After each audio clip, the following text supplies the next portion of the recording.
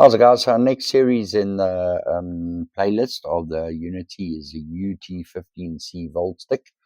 As you can see, I use it often.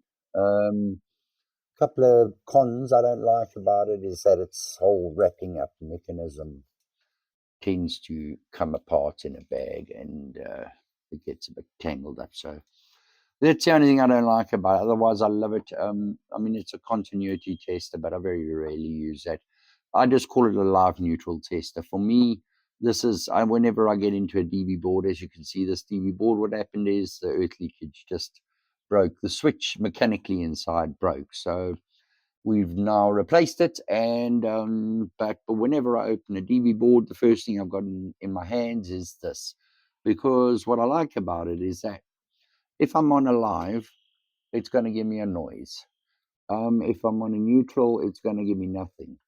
And if I want to check if there's a live and neutral across a point, it's going to give me the voltage and it's going to give me a shout, which is more than anything else that you need at all to test something like this. So I'm going to probe around in the DB board. Like this, for example, is a geyser, live, neutral. You can check because often the cables, you've seen some nightmares happening in here. You can switch off the earth leakage and you can see which are bypassed, especially if the cabling runs behind. You can see, okay, hold on a second. Let's put this on here. That is off.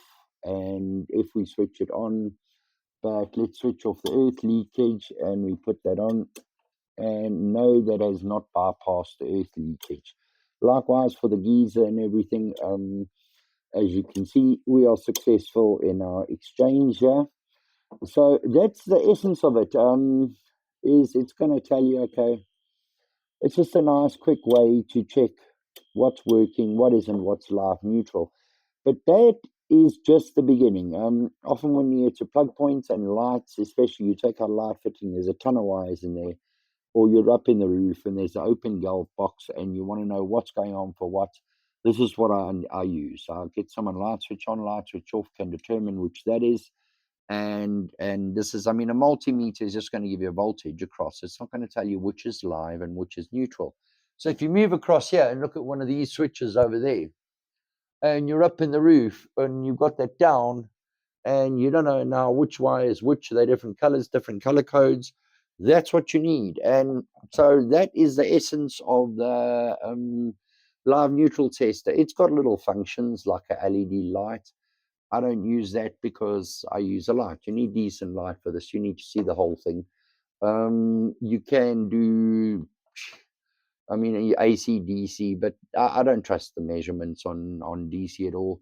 I really am just looking for live and neutral. So it is a Voltstick, a generic Voltstick, meaning AC and DC, but I mostly just use it to check for live and neutral, and I use it all the time. I'm not going to open anything, a plug or anything, without my Voltstick. So guys, if you don't have one of these, get one of them, and believe it or not, it is the most used tester that I have in the box.